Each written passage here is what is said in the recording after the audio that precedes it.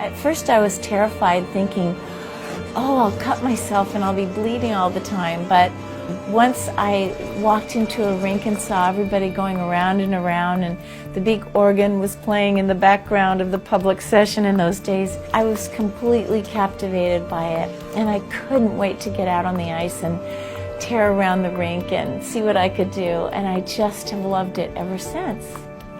The beauty of feeling the wind in your face when you're skating. As you're gliding, you take a few pushes and boom, you can be still and just travel.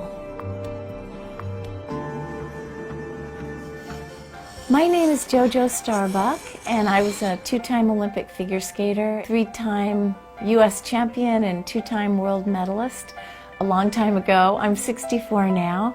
I was born in Alabama, but I grew up in Southern California. I was a real tomboy, and I loved running and jumping and climbing everything in sight. My mother got me a pair of skates for Christmas when I was 7, and that started it. We went to this little skating school, and all they did was put on shows with these kids who couldn't really skate very well. I was paired up with Ken Shelley. We just immediately got along and loved to skate together. The skating school went bankrupt and closed down. I guess we were the only two who wanted to keep on skating, and our mothers took turns driving us to the local arena. We learned all the things that you need to know about being a competitive skater. It was exciting because that was the rink where Frank Zamboni invented his Zamboni machine.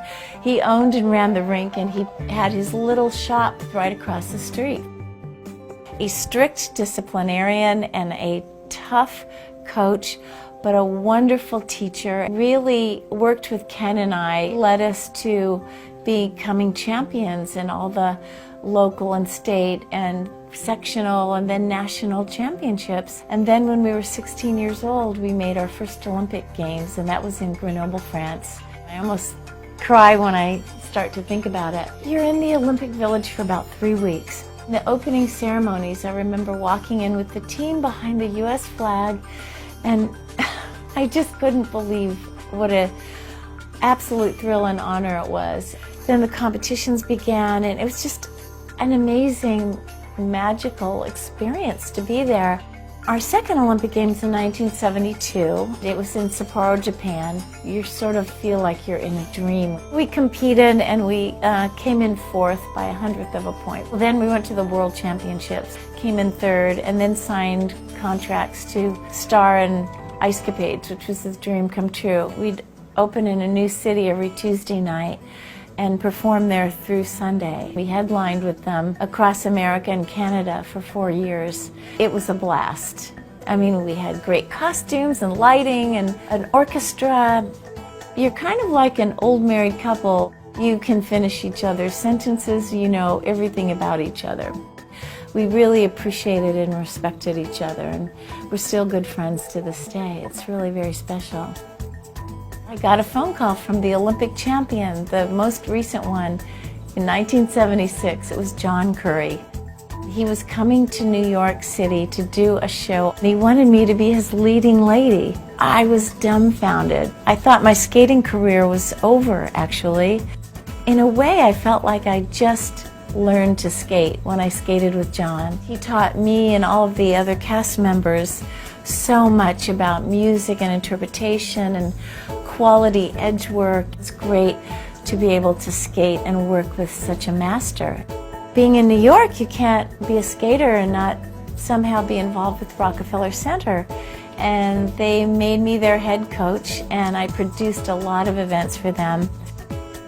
We started these classes, I guess, about 25 years ago, and now I have an amazing, diverse group of women. They're truly intrepid because they'll come out in all kinds of weather and conditions.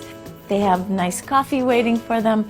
We stretch, we do some basic ballet exercises, sort of get them in tune with their bodies and brains to get them in sync, put on our skates, and then we just go out. My goal is to not only teach them great foundational technique, basic edges and turns, but I also want them to feel creative, and I want them to feel beautiful.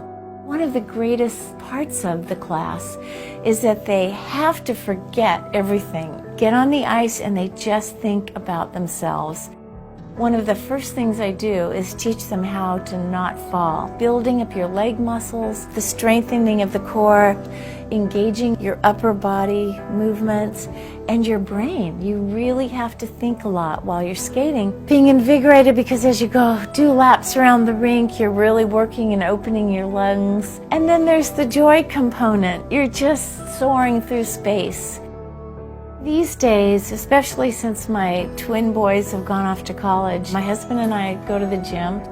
I feel more fit now because I pay attention. When I get on the ice, I do feel stronger when I've been working out. I still, to this day, even though I'm 64, I still kind of push the envelope because can I go faster? Can I do this turn after this turn and make it a combination that does that? The bottom line to everything you do in life is consistently doing it. The more I practice, the harder I work, the more freedom I can experience when I really want to break out.